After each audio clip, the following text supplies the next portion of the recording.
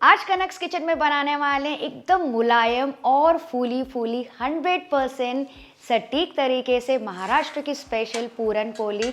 और इतने सारे फ्रेंड्स मैं आपको डिटेल टिप्स एंड ट्रिक्स बताऊंगी कि आपकी भी हर एक पूरन पोली परफेक्टली फूलेगी। तो चलिए शुरू करते हैं। तो इसके लिए सबसे पहले परात में मैं छान रही हूँ 1 कप भर के आटा और साथ ही मैं ले रही हूँ 1 कप भर के मैदा भी। इन दोनों चीज़ों को अच्छे से छान लेंगे। अच्छा फ्रेंड्स, अगर आप चाहें तो इसको सिर्फ गेहूं के आटे से भी बना सकते हैं या फिर सिर्फ मैदा से भी बना सकते हैं, लेकिन मुझे ऐसा लगता है कि ये दोनों का इक्वल प्रपोर्शन एकदम परफेक्ट होता है, इसलिए मैं दोनों आधा आधा यूज़ कर रही हूँ। फिर मैं इसमें डाल रही हूँ 1 चुटकी नमक और 2 से 3 चुटकी में डाल रही हूँ हल्दी बढ़िया से कलर के लिए। और फिर मैं डाल रही हूँ 2 टीस्पून भर के तेल। आप चाहें तो घी भी डाल सकते हैं। एक्चुअली क्या होता है ना, तेल से काफ़ी सॉफ्ट बनती है पूरन पोली और घी से थोड़ा खस्ता बनती है। तो अगर आपको खस्ता पूरन पोली पसंद है तो आप घी भी मिक्स कर लीजिएगा। इन सारी चीज़ों को अच्छे से मिक्स कर लेंगे और अब इसमें थोड़ा थोड़ा करके पानी ऐड करते जाएंगे और सॉफ्ट आटा गूंथ लेंगे। तो फ्रेंड्स, जैसे मैंने आपको बताया, आप सिर्फ गेहूं के आटे से तो बना सकते हैं, लेकिन मैदे से क्या होता है ना, अच्छी खासी इलास्टिसिटी आ जाती है और बेलने में बहुत आसानी होती है क्योंकि काफ़ी अच्छे से स्ट्रेच होता है। तो थोड़ा थोड़ा करके पानी ऐड करते जाइए और फ्रेंड्स, इसका सॉफ्ट आटा लगाना है ताकि बेलने में और स्टफिंग करने में आसानी हो। ये देखिए, आटा मैंने पूरा लगा दिया है, इकट्ठा हो गया है। तो अब मैं क्या करूँगी, इसके ऊपर डाल दूंगी 2 टीस्पून और तेल और फिर से इसको और 2-3 मिनट के लिए गूंथ के चिकना कर देंगे। जी हाँ फ्रेंड्स, ट्रेडिशनल रेसिपी बिल्कुल इसी तरह से बनाई जाती है। उसमें तो काफ़ी सारा तेल डाला जाता है और काफ़ी बार उसको अच्छे से गूंथा जाता है, तभी वो जो बाहर की जो कवरिंग होती है ना, एकदम सॉफ्ट और पतली होती है। तो इसी तरह से इसको चिकना करते जाइए। जितना सॉफ्ट और मुलायम रहेगा ना आपका आटा, उतने अच्छे से बेलेगा और कोई भी उसमें क्रैक्स नहीं आएंगे। तो आपकी हर एक पूरन पोली परफेक्टली फूलेगी। बस यही 2-4 टिप्स होते हैं जो कि आपको फॉलो करने होते हैं। तो ये देखिए, अच्छे से सॉफ्ट आटा मैंने लगा दिया। इसका एक बॉल तैयार कर लेंगे, ऊपर से लगा लेंगे थोड़ा सा और तेल और इसको हल्के गीले कपड़े से ढक के रख देंगे, कम से कम फ्रेंड्स 15 से 20 मिनट के लिए। वैसे अगर आप ज़्यादा रखेंगे तो और अच्छा है, उतना अच्छे से सेट हो जाएगा आपका आटा। तो चलिए तब तक के पूरन बना लेते हैं, जो कि बहुत ज़्यादा टेस्टी लगता है। इसके लिए यहाँ पे मैंने लिया है 1 कप भर के चना दाल। इसको मैं क्या कर रही हूँ, छन्नी के ऊपर 2 से 3 बार अच्छे से धो लूँगी। आप चाहें तो इसको नल के नीचे भी धो सकते हैं।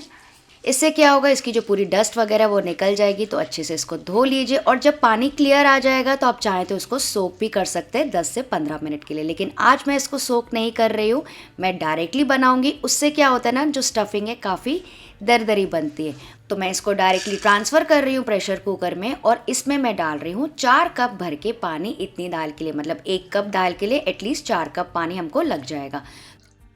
थोड़ी सी हल्दी डाल रही हूँ, करीबन 1/4 टीस्पून, 1 से 2 टीस्पून तेल।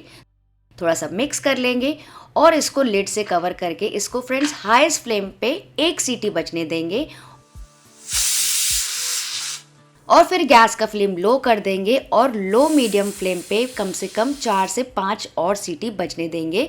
वो इसलिए क्योंकि हमने आज दाल को नहीं भिगाया है। मान लीजिए अगर आप दाल को भिगाते हैं तो इन दैट केस 3 से 4 सीटी में भी आपका काम आसानी से हो जाएगा। तो 5 से 6 सीटी के बाद मैंने गैस का फ्लेम ऑफ कर दिया। ये देखिए, इसका पूरा प्रेशर निकलने दिया। चलिए ओपन करके चेक करते हैं। फ्रेंड्स, आप देखिए दाल एकदम बढ़िया तरीके से बॉईल हो गई है। ये देखिए, मैं आपको पास से दिखाती हूँ। पानी अलग हो गया और दाल आप मैश करके इजीली देख सकते हैं फुल्ली बॉइल्ड है। ऐसा नहीं कि इसमें थोड़ा भी कच्चापन बाकी है। तो इसको अभी हम छान लेंगे क्योंकि हमको दाल अलग चाहिए और पानी पूरा अलग हो जाना चाहिए। तो इसको अच्छे से छान लीजिए, सुखा लीजिए। देखिए, छन्नी में पूरी दाल इकट्ठा हो गई और नीचे ये देखिए, आप देख सकते हैं जो फ्लेवरफुल पानी इकट्ठा हुआ है ना, काफ़ी न्यूट्रिशियस होता है। इससे आप खटाची आमटी या फिर ग्रेवीज बना सकते हैं। आटा गूंथने में भी इसको यूज़ कर सकते हैं। और फ्रेंड्स, अगर आपको खटाची आमटी देखनी है तो मुझे कमेंट करके बताइए। अगर काफ़ी सारे कमेंट्स आएंगे तो मैं वो रेसिपी भी नेक्स्ट आपके लिए बना दूँगी। फिर पैन में गरम कर रही हूँ 1 टीस्पून घी और इसमें हम डाल देंगे पूरी छनी हुई दाल और फिर इसको मिक्स करके पकाएंगे 1 से 2 मिनट के लिए। ये देखिए, जैसे जैसे आप पकाते जाएंगे ना फ्रेंड्स, दाल को वो चूरती जाएगी और अच्छे से भूनती जाएगी और सॉफ्ट हो जाएगी। तो इसके साथ ही मैं डाल रही हूँ 1 कप भर के गुड़ भी। तो जितना मैंने दाल लिया था उतना ही गुड़ यूज़ किया है, 1 कप भर के। तो गुड़ को फ्रेंड्स कोशिश करके छोटे छोटे पीसेस में डालिएगा या फिर ग्रेट करके डालिएगा। आप चाहें तो पाउडर भी यूज़ कर सकते हैं ताकि गुड़ आसानी से मेल्ट हो जाए। और गुड़ डालने के बाद फ्रेंड्स आप देखेंगे गुड़ भी अपना पानी छोड़ेगा, तो उस पानी में भी इसको पकाते जाना है, लगातार इसको भूनते जाना है। ये प्रोसीजर करने में आपको करीबन 8 से 10 मिनट आसानी से लग जाएंगे।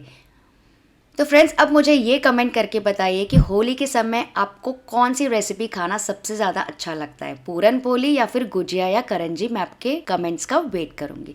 तो ये देखिए देखते देखते अच्छे से भून गई है, मिक्सचर काफ़ी गाढ़ा हो गया, इकट्ठा हो गया, गुड़ अच्छे से मेल्ट हो गया और उसका पानी एब्जॉर्ब कर लिया है दाल ने।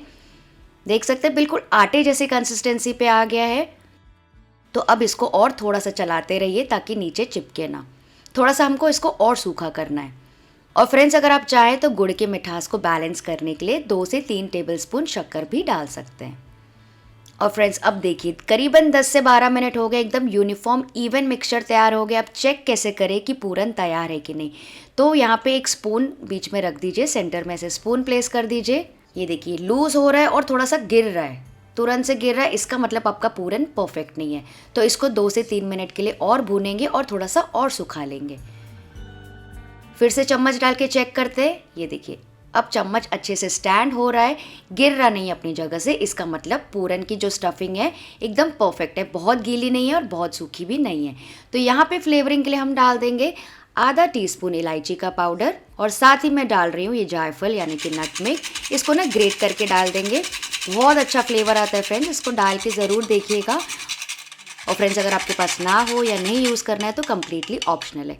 कुछ लोग तो फ्रेंड्स इसके साथ सौंठ या फिर सौंठ का पाउडर भी यूज़ करते हैं, वो आपके ऊपर है, आप अपने घर में कैसे स्टफिंग बनाते हैं। अच्छे से इसको मिक्स कर लिया। तो फ्रेंड्स अब हमको एक और प्रोसीजर करना है जिसकी वजह से हमारा पूरन बनेगा एकदम परफेक्ट। तो अब ये जब हल्का गर्म ही है इसको डाल देंगे छन्नी के ऊपर और कटोरी से या फिर स्पैचुला से या फिर फ्लैट ग्लास से ना इसको ऐसे प्रेस करते जाएंगे। ये देखिए आप देख सकते हैं कैसे मैं कर रही हूँ। ऐसे करने से क्या होता है ना, जो स्टफिंग का हर एक दाना है ना वो खिला खिला होता है और कोई भी उसमें लम्स नहीं रहेंगे। वैसे काफ़ी घरों में ना फ्रेंड्स पूरन का यंत्र भी होता है और पर काफ़ी सारे घरों में तो नहीं भी होता है, मेरे घर में तो नहीं है, इसलिए मैं ये प्रोसीजर कर रही हूँ। और फ्रेंड्स एक देख सकते हैं आप छन्नी में भी काफ़ी सारा मिक्सचर चिपक गया है, उसको भी स्पून से अलग करके डाल दीजिए। और फ्रेंड्स मान लीजिए अगर आपको इतनी मेहनत भी नहीं करनी है तो आप थोड़ा थोड़ा मिक्सचर को मिक्सी में डाल के उसको अच्छे से पीस लीजिए, तो वैसे भी आपकी स्टफिंग तैयार हो जाएगी। तो ये देखिए पूरा नीचे इकट्ठा हो गया, कितना बढ़िया दानेदार दिख रहा है। इसको फिर से थोड़ा सा मिक्स कर लेंगे, गूँथ लेंगे और एक बॉल जैसा तैयार कर लेंगे। ये देखिए ऐसा एकदम चिकना दिखना चाहिए। तो इस स्टफिंग को आप कोई भी एयरटाइट कंटेनर में स्टोर करके फ्रिज में भी रख सकते हैं फ्रेंड्स, ये 8 से 10 दिनों तक के अच्छा रहता है। तो स्टफिंग बना लीजिए, फिर कभी भी सुबह बच्चों के टिफ़िन बॉक्स के लिए आप आटा गूँथ के पूरन पोली बना सकते हैं। तो चलिए अब आटा भी चेक कर लेते हैं। आटे को भी फिर से थोड़ा सा गूँथ लेंगे ताकि और भी चिकना हो जाए। एक छोटी सी लोई लेंगे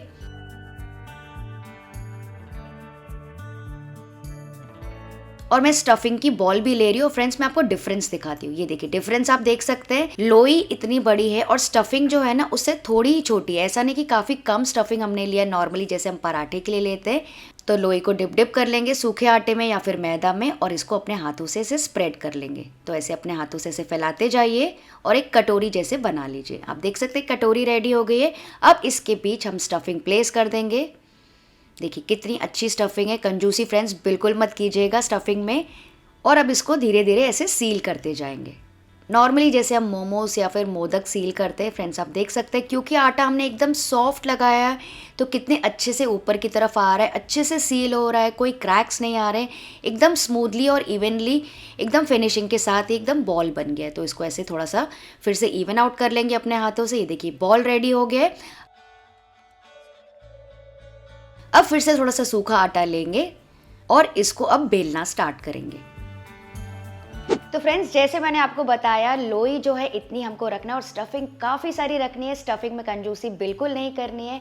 तो आपकी पूरन पोली एकदम पतली बनेगी भरपूर पूरन के साथ। और फ्रेंड्स मैंने जो इसमें फ्लेवर डाला है इलायची और जायफल का, उसका तो क्या कहना, आपको खाने में इतना ज़्यादा मज़ा आ जाएगा कि आप खुद आकर मुझे कमेंट करके बताएंगे। तो फ्रेंड्स, मैंने जिस साइड से सील किया था ना वो पार्ट नीचे है इस वक्त। वैसे आप चाहें तो कोई भी साइड से बेल सकते हैं और इसको बेलते जाइए, जितना पतला आप इसको बेल सकते हैं। बस ये चीज़ का ध्यान रखिएगा कि हल्के हाथों से बेलना है, वरना स्टफिंग बाहर आ सकती है। तो हल्के हल्के प्रेशर से इसको पतला सा बेल लीजिए, क्योंकि पूरन पोली ऐसी ही पतली टेस्टी लगती है काफ़ी सारे स्टफिंग के साथ। और अगर आपको ज़रूरत लगे तो बीच बीच में मैदा या फिर चावल का आटा छिड़क सकते हैं। तो फ्रेंड्स, ये देखिए एक पूरन पोली हमने अच्छे से बेल दी। आप देख सकते हैं कितना अच्छे से पूरन है इसमें। तो यहाँ पे मैंने तवा गरम करने के लिए रख दिया था मीडियम हाई फ्लेम पे। फिर गैस का फ्लेम लो मीडियम रख देंगे और इस पूरन को डाल देंगे तवे के ऊपर। तो फ्रेंड्स, मैंने क्या किया था, जिस साइड से मैंने बेला था ना वो साइड नीचे की तरफ डाला है। इस चीज़ का आपको ध्यान रखना है और इसको पकने देंगे इस साइड लो मीडियम फ्लेम पे 30 से 40 सेकेंड के लिए, या फिर जब तक आपको ऊपर ऐसा ना लगे कि थोड़े थोड़े बबल्स आ रहे हैं। ये देखिए, देख सकते हैं ऊपर थोड़ा थोड़ा फ्लफी हो रहा है। तो इसको पलट देंगे और इस तरह से भी सेकने देंगे। और फिर जब आपको ऐसे लगे कि दोनों तरफ से अच्छे से रोस्ट हो गई है, तो अब इसके ऊपर डाल देंगे घी या फिर तेल। मैं तो यहाँ पे घी यूज़ कर रही हूँ, तो साइड से भी घी डालते जाइए और ऊपर से भी। फ्रेंड्स, आप देख सकते हैं कितने बढ़िया तरीके से फूल रही। मैं क्या ही बताऊँ आपको, बहुत ही अच्छी फ्लफ़ी बनती है, बहुत ही टेस्टी बनती है और इसमें कोई भी क्रैक्स नहीं आते हैं। तो फ्रेंड्स, ये देखिए मेरी सारी पूरन पोली एकदम बढ़िया तरीके से फूल रही है। आपको देख के पता चल रहा होगा कितनी मज़े की बनी है। तो बस यही खास बात होती है, अगर आप प्यार से बनाएंगे, जैसे मैंने पहले भी कहा था, अच्छी वाइब्रेशन से बनाएंगे, तो आपकी भी हर एक डिश परफेक्ट बनेगी। तो फ्रेंड्स, मुझे कमेंट करके ये बताइए कि क्या आप अपने घर में भी पूरन पोली बनाते हैं क्या, और अगर बनाते हैं तो किसके साथ एंजॉय करते हैं, आलू की सब्ज़ी, आमटी, घी या फिर दूध के साथ। तो बस इस सॉफ्ट और मुलायम पूरन पोली को मैं सर्व कर रही हूँ खटाची आमटी, थोड़े दूध और घी के साथ। ये देखिए, मैं आपको क्रश करके दिखाती हूँ फ्रेंड्स, कितनी सॉफ्ट पूरन पोली बनी है। मैं आपको क्या ही बताऊँ, बिल्कुल मुलायम रुमाल होता है ना, बिल्कुल वैसे ही बनी है। काफ़ी सॉफ्ट है, एकदम पतली भी बनी है। अब मैं आपको तोड़ के भी दिखाती हूँ। ये देखिए, मैं क्या ही आपको बताऊँ, इतनी सॉफ्ट, इतनी मुलायम, भरपूर स्टफिंग के साथ। इसको आपको चाहिए तो खटाची आमटी के साथ एंजॉय कीजिए, या फिर आपको चाहिए तो दूध के साथ, जैसे भी पसंद हो, लेकिन बनाइएगा ज़रूर। वीडियो थोड़ा भी अच्छा लगा तो लाइक, शेयर एंड सब्सक्राइब। तो फ्रेंड्स, ये महाराष्ट्रन स्पेशल पूरन पोली एकदम अच्छे तरीके से मैंने आपको बताया। आज बनाइए, कल बनाइए, होली में बनाइए, कभी भी बनाइए, लेकिन फ्रेंड्स ट्राई ज़रूर कीजिएगा। और इतने मिक्सचर में ना आपके 14 से 15 पूरन पोली ईजिली रेडी हो जाएंगी। और फ्रेंड्स, अगर आपने अभी तक मेरा होली स्पेशल दही वड़ा नहीं देखा है तो यहाँ पे वीडियो को क्लिक करके चेक कर सकते हैं। चलिए, आप सब अपना ख्याल रखिएगा। Bye bye.